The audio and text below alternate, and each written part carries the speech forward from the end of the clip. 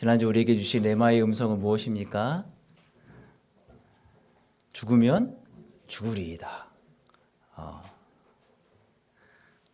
될 대로 되라가 아니라 하나님께서 죽게 하시면 그 자리에 가겠다. 이런 결단이거든요. 그러니까 믿음이 있는 결단입니다. 총리 대신 하만의 치밀한 계획에 유다민족 다 말살당할 위기에 처해 있습니다. 조서가 전국에 내려졌고 반복은 불가능합니다. 번복은 불가능합니다. 페르시아 궁의 법도상 왕이 만나자 하지 않을 때 먼저 가는 사람 죽습니다. 실제로 역사 속에 이 아하수에로 왕은 나중에 암살당해요. 자기 측근에게. 그리고 아들이 왕위로 물려받습니다. 늘 위태위태한 거예요. 가장 높은 자리에 있어도. 왜냐하면 지금 왕이 전쟁에 패했잖아요. 나라 전체가 어려우니 그러면 이제 왕권이 약해지니까 늘 그런 세력들이 도사리고 있는 거예요. 동족을 위해서 왕에게 좀 주청을 드리러 읍소하러 가는 상황 속에서도 목숨을 걸고 가야 하는 그런 상황이었습니다. 그래서 모든 유다인들을 모아 수도권에 있는 70만 유다인들에게 3일을 금식을 요청하죠. 먹지도 마시지도 말고 기도해달라. 성경은 우리 하나님의 백성들이 위기에 처했을 때 한결같은 걸 요구합니다. 뭐죠? 기도하라. 기도와 금식 외에 이런 주가 나가지 않는다. 답은 정해져 있어요. 답은 하느냐 안 하느냐 여기에 달려 있거든요. 불가능의 장벽이 무너져 내릴 것입니다. 믿습니까? 죽으면 죽으리라 이 각오로 나아간 에스더의 모습이 오늘 우리 시대에 사는 우리에게도 본받아야 할 신앙의 모습입니다. 그 어떤 사단의 공격에도 물러서지 않고 맞서겠다 이런 믿음의 자세인 거죠. 자, 첫 번째 1절 말씀 볼까요? 제3일에 에스더가 왕후의 예복을 입고 왕궁 안뜰 곧 이전 맞은편에 서니 왕이 어전에서 전 문을 대하여 왕좌에 앉았다가 며칠에요? 3일에. 원문은 3일째가 더 정확하답니다. 보세요. 금식을 며칠 하고 있죠? 3일. 그럼 언제 가는 것이 맞습니까? 그러니까 4일째. 4일째가 맞는 거예요. 근데 왜 갑자기 하루 당겼을까요? 모르지. 몰라요. 추측건데 아마도 성령님이 이렇게 감동하지 않으셨을까. 우리가 기도할 때 때를 따라서 날짜를 정하며 기도할 때가 있습니다. 40일도 금식하고 기도하고 새벽 기도도 정하고 시간을 다 채우는 것이 중요하지 않다라는 거예요. 하나님께서 분명하다 확신을 줄 때 응답이 되는 건데 그게 시간이 당겨질 수도 있고 40일 작전 기도했는데도 안 되면 더 하는 거예요. 하나님의 감동이 올 때까지 응답이 충분히 올 때까지 기도하는 것이 중요한 거죠. 에스더가 왕이 앉아있는 저곳을 향하여 한 걸음 한 걸음 나아갈 때 심정이 어땠을까요? 그렇죠. 알 수는 없지만 굉장히 이제 복잡했을 것 같아요. 한편 이 왕을 호위해야 되는 호위 무사들 입장에서 보면 드디어 올 게 왔구나 해서 어떻게 할까요? 칼을 딱 잡고 준비를 하고 있는데 누가 왔다고요? 왕인 거예요. 지금 결혼한 지 5년째입니다. 그러니까 5년 동안 호위 무사들이 에스더를 봤을 거 아닙니까?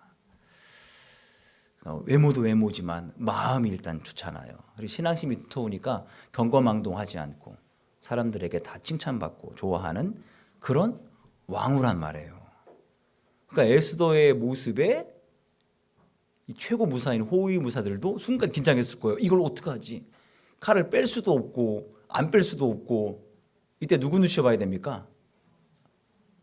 에? 왕의 눈치를 봐야죠. 왕이 어떻게 하는지. 에스더도 이런 분위기를 충분히 감지했을 텐데 주저할 수가 없습니다. 이 걸음을. 이 길 가지 않으면 몇 명이 죽는 겁니까? 수백만 명이 죽는 거예요. 하루아침에. 자, 이 모습 속에 우리는 누구의 모습을 볼 수 있냐면 우리의 죄를 대신하여 십자가 지고 가시는 예수님 모습을 볼 수 있어요. 십자가 길 끝에는 뭐가 있습니까? 뭐가 죽음이 기다리고 있어요. 그런데 자기밖에는 예수님밖에 갈 사람이 없는 거예요. 죽음을 알고도 걸어가는 거예요. 이게 이제 에스더의 모습과 예수님의 모습이 일치합니다. 겹쳐져 보이는 거예요. 영화를 만든다면은 에스더가 쭉 걸어가는데 이렇게 덧입혀서 예수님이 십자가 지고 가시는 모습을 쫙 대충 알겠죠, 그죠? 2절 보겠습니다. 2절. 왕후 에스더가 뜰에 선 것을 본즉 매우 사랑스러움으로 손에 잡았던 금규를 그에게 내미니 에스더가 가까이 가서 금규 끝을 만진지라. 이게 기적이에요. 지금 왕과 왕후가 못 만난 지 얼마나 됐다고요? 한 달, 30일. 굉장히 소원한 거예요. 이유는 모르겠지만. 그런데 이 상황에 자기가 부르지도 않은 왕후가 덜컥 나타난 거예요. 근데 왕후가 너무 사랑스러워. 들고 있던 금규를 쫙 내밉니다. 에스더와 유다인들이 결사적인 금식 기도가 쌓인 결과라고 믿습니다. 아멘입니까? 네. 저는 그래서 이거구나. 제가 화양감리교회 최상원 목사님 이야기를 종종 하는데 그 목사님이 하신 얘기, 기도가 쌓이면 터질 때가 있다. 제가 이걸 어떻게 할까 하다가 드디어 결정을 내렸어요. 현수막을 하나 만들어야겠다. 우리 교회가 이 인테리어를 너무 잘해가지고 틈이 없어요. 공간을 찾고 있어요 지금. 기도가 쌓이면 뭐라고요? 터질 때가 있다. 기도가 쌓이면 터질 때가 있다. 하나님이 역사하시면 아무리 강팍한 사람도 마음이 녹아 내리는 겁니다. 우리는 지금 행복 모임 중입니다. 전도 대상자를 정하고 먼저 행복 모임에 초청하고 그다음 우리 교회에 초청하는 것이 원칙인데, 그래서 예수님 믿게 하는 관계 전도인데, 목사님, 내 전도 대상자가 마음이 너무 강팍해서 교회, 교자, 예수님의 예자도 못 꺼내겠어요. 어떻게 해야 됩니까? 너무 잘하셔. 일단 끝까지 섬겨드리고 기도할 수밖에 없어요. 그게 답입니다. 일단 왕이 내민 이 금규를, 금색을 준비했어야 되는데 금규를 바라봤던 에스더의 마음이 어땠을까요? 된 거요. 마음이 좀 놓이지 않았을까요? 하나님께 감사했겠죠. 하나님이 하시는 거구나. 그런데 하나님께서는 여기서 멈추지 않는 거예요. 에스더가 상상하고 생각했던 것 그 이상으로 하나님께서 준비를 하시는데 파격적인 은혜가 있습니다. 3절 보겠습니다. 왕이 이르되 왕후 에스더여, 그대의 소원이 무엇이며 요구가 무엇이냐? 나라의 절반이라도 그대에게 주겠노라 하니. 자, 왕이 포악하긴 한데 바보는 아닙니다. 저 고매한 인격의 왕후가 목숨을 걸고 나에게 온 이유는 뭔가 중대한 부탁이 있기 때문이겠죠. 근데 우리가 보통 부탁을 들어줄 때 순서가 어떻습니까? 들어보고 내가 할 수 있는지 없는지 결정을 해야 될 거 아니에요. 그런데 왕이 다짜고짜 나라의 절반이라도 주겠다, 무엇이든지 말해라. 우리나라 표현으로는 해와 달도 따주겠다. 그러니까 무엇이든지 들어주겠다는 그런 표현이잖아요. 이건 에스더가 상상 못한 겁니다. 그냥 죽지만 않으면 왕에게 소원을 말할 수 있는 기회만 되면 이것을 진행해 나가겠다라는 생각이었을 거예요. 다 죽어나가니. 그런데 하나님께서는 이 문을까지 열어주시는 거예요. 그래서 뭐가 필요하다고요? 기도가 필요합니다. 그래서 기도가 필요한 거예요. 하나님이 역사하시는 스케일은 사람이 담을 수가 없어요. 우리가 영화나 드라마 보면은 예상치도 못한 순간이 딱 나올 때 재미가 있거든요. 통쾌함도 느끼고 너무 재밌다. 이럴 때 대부분 이런 순간이 사람의 상상력 안에서 이루어집니다. 근데 가끔 요즘 아이들 표현으로 똘끼, 좀 특별한 사람들이, 보통 사람들이 상상하는 상상력을 뛰어넘는 사람들이 있어요. 그런 드라마나 그런 영화는 요즘 표현으로 대박 나는 거예요. 너무 재밌으니까 사람들이 많이 보는 거죠. 하나님이 하시는 일은 늘 뭐라고요? 대박. 왜냐하면 사람의 상상력을 뛰어넘으니까. 자, 이때까지 상황의 모든 주도권이 이제 하만에게 있는 것 같았습니다. 일단은 조서도 내려졌고 죽는 날도 정해졌으니까요. 그가 세상 권력을 쥐고 있기 때문입니다. 그런데 이 순간부터 그 주도권이 하만에게서 하나님의 사람 에스더에게로 옮겨지는 거예요. 뭐 했기 때문입니까? 네, 합심기도, 금식기도, 중보기도를 한꺼번에 한 거예요. 다 동원한 거예요. 이런 기도가 있으니 주도권이 세상 속에서 하나님의 사람으로 옮겨지게 되는 겁니다. 겉으로 보면 왕이나 하만이 실제 권력을 갖고 있는 것 같지만 에스더나 모르드게나 유다인 힘이 하나도 없는 것처럼 보이지만 역사의 주관자이신 하나님이 누구의 손을 들어주느냐에 따라 달라지는 거예요. 누구에게 주도권을 주느냐에 따라 달라지는 거예요. 나라의 절반이라도 주겠다라는 왕의 말에 에스더는 확신을 얻었을 거예요. 됐구나. 마음 같아서는 당장이라도 왕이여 좀 도와주세요, 살려주세요 이렇게 하고 싶지만 에스더가 경솔하게 일을 처리하지 않습니다. 자, 우리가 어떤 일을 진행할 때 하나님께서 마치 돛담배에 순풍을 불어주는 것처럼 쫙 진행이 될 때 이때 더더욱 겸손하게 하나님의 말씀을 들어야 됩니다. 우리가 하나님보다 앞서갈 수 있거든요. 되고 있으니까. 그렇죠? 에스더도 그렇게 그 다음 음성을 하나님의 음성을 듣고 그 다음 발자국을 띄는 거예요. 굉장히 신중합니다. 4절 볼까요? 에스더가 이르되 오늘 내가 왕을 위하여 잔치를 베풀어 싸우니 왕이 좋게 여기시거든 하만과 함께 오소서 하니. 지금 왕과 만나는 장소가 어디죠? 왕의 어전, 왕의 집무실. 여기는 딱딱해. 그리고 모든 주도권이 왕에게 있는 거예요. 그래서 에스더는 장소와 분위기, 주도권을 바꿉니다. 잔치를 베풀면 누구의 주도권이 있는 거예요? 에스더에게 있는 거예요. 자, 어떤 말을 하는가 이상으로 중요한 것이 어떻게, 어떤 장소에서 말하는가예요. 예민한 부탁일수록 상대가 피곤하고 신경한 날짜, 시간을 피하는 것이 상식입니다. 그렇죠? 결제 서류를 올리는 시간이 정해져 있으면 그때 해야 되지만 그렇지 않을 경우 보통 오전보다는 오후가 낫습니다. 오전에는 모두가 다 일 시작하기 때문에 긴장하고 꼼꼼히 봐요. 근데 오후에 다 식사하시고 일 처리하고 결제가 오면 그래 잘했구나 넘어간단 말이에요. 통화하기 어려운 대상도 오전보다는 오후가 급해도 좀 기다리는 것이 훨씬 나아요. 이렇게 에스더가 장소와 시간을 전환하는 겁니다. 자, 왕을 초대하는 잔치라면 여러분 어떻게 준비하시겠어요? 그 정성만이 아닐 거예요. 그죠? 대한민국 최고의 뷔페를 부르든지 셰프를 초청해서 직접 요리를 해드리든지 아무튼 왕이 좋아하는 음식이 뭔지 이미 파악을 해서 최고의 요리사, 가장 신선한 재료를 다 동원해야 잔치를 할 수 있을 거예요. 그런데 에스더가 뭐라고 그랬죠? 잔치를 베풀었대요. 이게 무슨 얘기입니까? 이미 잔치 준비를 하고 있었던 거예요. 3일 금식하는 동안에 잔치 준비를 하고 있지 않은 이상 출발하면서 야 잔치 준비하고 있어 이게 아닌 거예요. 그렇죠? 에스더는 다 계획이 있습니다. 애당초 죽지 않을 거라는 확신이 에스더에게 있었던 것 같아요. 그러니까 3일 다 채우지 않아도 나갔던 거예요. 자, 100세에 얻은 아들 이삭을 번제로 바치라고 하나님께서 아브라함에게 말씀하십니다.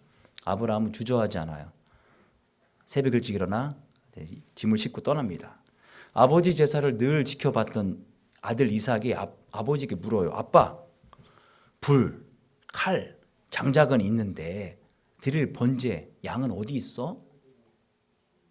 그래서 아빠가 얘기합니다. 하나님이 준비하실 거야. 말씀 볼까요?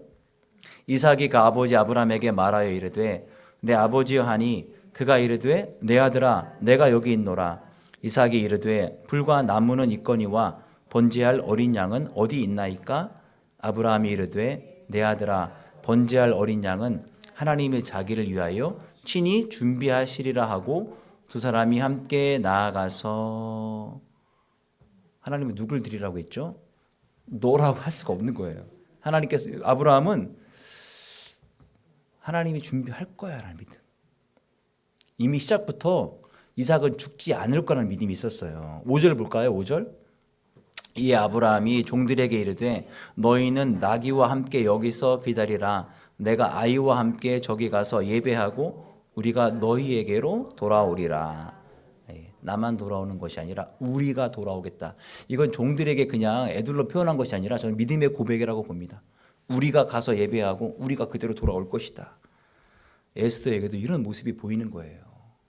잔치를 미리 준비해 놓는 거예요. 어차피 나는 하나님이 보호하시니까 안 죽어. 이 믿음이죠. 자, 이런 와중에 잔치에 누가 또 초대받죠? 하만이 초대받습니다. 모든 것에 만족한 왕이 그 장소에서 다시 한번 이야기해요. 그대의 소원이 무엇이든지 말하라. 내가 왕국의 절반이라도 주겠다. 그러자 에스더가 용건을 말하지 않고 내일도 잔치를 준비할 테니 그때 와서 들으세요. 그러니까 드라마를 보면 이런 상황을 뭐라고 하는지 아세요? 고구마 10개를 먹은 것 같다. 답답한 거예요. 아니, 왜 이렇게 결단력이 없어? 지금 70만 명을 지금 금시시켜 놓고 3일 동안에 할 얘기를 왜 안 해? 하라고 2번이나 얘기하잖아. 아니, 왕이 번덕스러워가지고 바꾸면 어떻게? 그쵸? 다음 주에 그러면 이제 한 주간 또 드라마 작가가 왜 이렇게 결단력이 없냐? 스피드를 빨리 하고 가야지. 다 제가 하는 이야기입니다. 그런데 에스더에게는 이유가 있는 거예요. 이유가 지금 에스더가 풀어야 될 문제가 보통 상황이 아니에요. 400만 명 되는 이 유다 민족 전체가 목숨이 달린 문제잖아요. 상대방은 페르시아 제국의 2인자.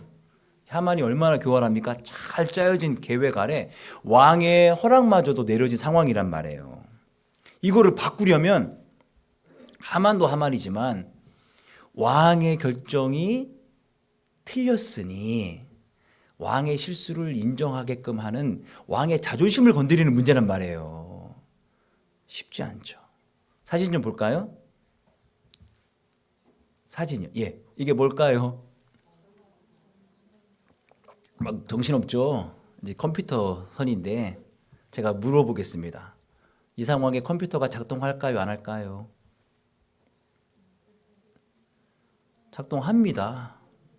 꼬여 있는 게 좀 불편해서 그렇지 컴퓨터는 작동이 돼요. 그러니까 작동이 되느냐 안 되느냐가 중요하지 이게 꼬여 있느냐 안 꼬여 있느냐는 다음 문제예요. 바쁠 때 이대로 두는 것이 대안입니다. 일을 해야 되는데 너무 지저분한데 잘못 꽂았다가 뺐다가 아이고 어떻게 꽂지? 하고서는 못해서 우리 김홍기 집사님 부르거나 이러면 안 된단 말이에요. 컴퓨터 전문가시니까. 유대인이 에스더와 유다인들이 처한 상황이 바로 이런 거예요. 꼬일 대로 꼬였는데 인간적으로 함부로 건드렸다가는 다 망칠 수도 있다. 이런 실타래는 누구만 풀 수 있냐면 오직 하나님만이. 에스더가 기회를 2번이나 미룬 것은 우유부단해서가 아니라 기도하는 에스더에게 뭔가 성령님께서 역사하심이 아닐까요? 기다려라. 내가 풀어가겠다. 이제 하루가 남았잖아요. 내일 오시라고. 이 하루 동안에 하나님께서 어떻게 풀어가시는지 여러분 기대하셔도 좋습니다. 궁금하신 분은 6장을 읽어보십시오. 다 아는 내용이잖아요. 기대하셔도 좋아요. 그런 차원에서 여러분은 주일을 좀 기대하십니까? 오늘 또 무슨 점심이 나올까?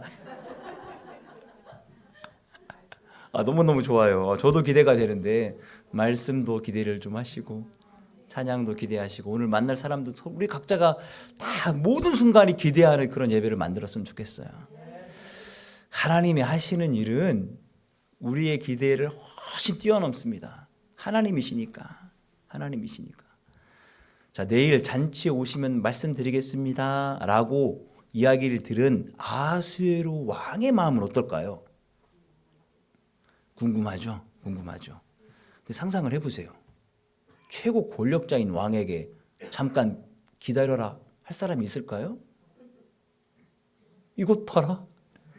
내가 2번이나 물었는데 기다리라고? 있을 수가 없는 일이에요. 이렇게 두지도 않아요, 왕이. 그런데 지금 상대가 누굽니까? 왕후 에스더거든요. 5년 같이 살아봤잖아요. 외적인 아름다움, 내적인 아름다움, 왕궁의 모든 사람들이 인정하는 왕후 에스더. 오늘 특별히 더 사랑스러워 보이잖아요, 그죠? 이렇게 현숙한 왕후가 말을 아끼는 데에는 뭔가 이유가 있을 것이다. 그러니까 평소에 신뢰를 쌓아놓는 것이 이렇게 중요해요. 왕은 자신이 다 들어줄 준비가 되어 있는데 왕후가 하루 더 기다리라고 하니 왕이 짜증이 나는 것이 아니라 권사님 말대로 궁금해지는 거예요. 도대체 뭘 묻고 싶어가지고 뭘 부탁을 하고 싶어가지고 이렇게 얘기를 할까. 그런데 지금 이 자리에 누가 있다고요? 하만이 있잖아요. 하만이. 그나저나 왜 같이 하만을 급히 부르라고 했을까? 하만은 두 번째 약속, 왕후 너 당신이 말하는 것 다 들어주고 나라의 절반이라도 주겠다라는 말을 같이 듣습니다. 이 당시에 왕의 말은 곧 법이잖아요. 그러니까 에스더가 무엇을 이야기해도 왕이 들어줘야 되는 것을 누가 보증할 수 있는 거예요? 하만이 이제 보증할 수 있는 거예요. 우리는 왕후 에스더가 하만도 초청한 이유를 알고 있습니다. 하만이 유다인 말살의 모든 계략들을 세웠으니까. 왕은 모르잖아요. 근데 왕도 눈치를 채고 있을 거예요. 왜냐하면 왕이 포악하긴 하지만 궁중 정치에 닳고 다른 사람입니다. 현숙한 왕후가 아무 이유 없이 이러질 않았을 것이고 왕후가 말하고 싶은 것이 오늘 같이 부른 하만과 무슨 관계가 있을 것이다 라고 의심이 가는 거예요. 추측하는 거예요. 하만은 자신이 왕에게 절대 신임을 받고 있을 거라 생각하지만 왕은 그렇지 않습니다. 하만이 지금 필요하니까 내 곁에 두는 거지 필요치 않으면 언제든지 날려버릴 수 있어요. 실제로 왕은 누구도 신임하지 않았습니다. 제가 말씀드렸죠. 나중에 암살당한다고요. 예. 이제 그 이유가 있어요. 이 전쟁에 실패하니까 모든 책임이 누구에게 있는 거예요? 왕에게 있는 거잖아요. 그러니까 자칫 틈을 보이면 왕 날아가는 거지 본인도. 그러니 경계나 이런 것들을 더 많이 할 수밖에 없고 아무도 믿지 않는 거예요. 최측근들도 서로 견제하고 감시하게. 그러니까 이제 정체가 제대로 돌아갈 수가 없죠. 신뢰를 다 잃으니. 아하수에로 왕도 자신의 정보 조직이 있을 겁니다. 그래서 딱 생각하기에 야 하만 좀 조사해봐. 하만이 누구를 만났는지, 하만이 어디를 다녔는지, 하만이 총리니까 무슨 정책을 실행하는지 쭉 정리해서 그날 밤에 다 올라오겠죠. 내일 잔치가 하기 전까지 왕에게 보고가 갈 겁니다. 에스더가 시간을 늦추면서 때를 기다렸던 건 유다인 학살의 주모자, 이 계획의 주모자인 하만을 어떻게 해서든지 간에 잡아묶을 확실한 뭔가 증거 물증을 찾아야 됐기 때문입니다. 2인자잖아요. 2인자. 하만을 보면요. 하만이 아말렉 출신으로 이 페르시아 대제국의 2인자가 됐다는 사실은 그가 얼마나 처세술, 교활함, 돈, 정치력이 있는지를 보여주는 대목입니다. 만만치 않은 사람인 거예요. 이 사람이. 과거나 지금이나 정보가 힘입니다. 그러니까 하만도 자기 정보원들을 왕궁 곳곳에 세워놨을 겁니다. 그러니 에스더가 함부로 나섰다가는 이 정보원들에 의해서 에스더의 계획이 들통날 수도 있어요. 그럼 대치기 당하는 거예요. 섣불리 움직일 수 없는 거예요. 이런 아주 어떤 그 미묘한 관계, 배후에 깔린 이야기들이 있을 거라고 상상을 해보는 겁니다. 성경에는 없으니. 금식기도 하는 동안에 그 에스더가 하나님께 지혜를 구했을 것 같아요. 하나님 이거 어떻게 해결해야 됩니까? 이렇게 왕께 나가려고 하는데 그 다음엔 어떻게 해야 됩니까? 저 하만을 어떻게 처리해야 합니까? 하만의 약점이 뭐냐면 교만입니다. 교만. 하만의 성격을 역이용하는 거예요. 하만을 극도로 높이면 이제 안 보이는 거예요. 교만에 취해서. 그러니까 왕과 자기만의 만찬에 하만만 초청하면 거의 왕급인 거예요. 그죠? 얼마나 좋겠어요. 교만의 끝은 추락밖에 없습니다. 그리고 9절에 보면 시작이 그날 잔치에 참석하고 나오는 하만이 마음이 기뻐 즐거이 나왔다라고 표현되어 있습니다. 그리고 한 번 더 초청받잖아요. 내가 페르시아에서 제일 출세했구나. 그래서 집에 돌아와 가지고 자기가 경험한 것들을 아내와 최측근들에게 자랑합니다. 말씀 볼까요? 11절, 12절. 자기의 큰 영광과 자녀가 많은 것과 왕이 자기를 들어 왕의 모든 지방관이나 신하들보다 높인 것을 다 말하고 또 하만이 이르되 왕후 에스더가 그 베푼 잔치에 왕과 함께 오기를 허락받은 자는 나밖에 없었고 내일도 왕과 함께 청함을 받았느니라. 나 좀 떴지. 뭐 이런 느낌이에요. 자랑하는 거예요. 교만이 하만의 눈을 가립니다. 생각해 보세요. 왕과 개인적인 잔치에 나만 초대했다? 평상시 저 고귀한 왕후 에스더와 자기 같은 정치꾼들은 잘 어울리지도 않았어요. 그런데 왕후가 나를 초청했다? 이거 뭔가 있는 것 같은데? 하만도 정보원들이 있을 거예요. 그래서 에스더 왕후의 뒷조사를 조금만 했으면은 쉽게 알아낼 수 있었을 겁니다. 왕후가 유다인, 모르드게가 사촌 오빠. 뭐 이런 거죠. 우리가 흔히 이제 영화 같은 데 보면은 왕후랑 같이 주변에 금식했던 시녀들 중에 한 명을 딱 포섭하는 거죠. 지금 어머니가 편찮으시던데 내가 최고의 병원에 데려다 줄게. 대신에 왕후의 동향을 알려줘. 돈도 두둑히 주고. 사실은요 3일간 금식했거든요. 저도 배가 몹시 고파요. 3일 금식을 했다고?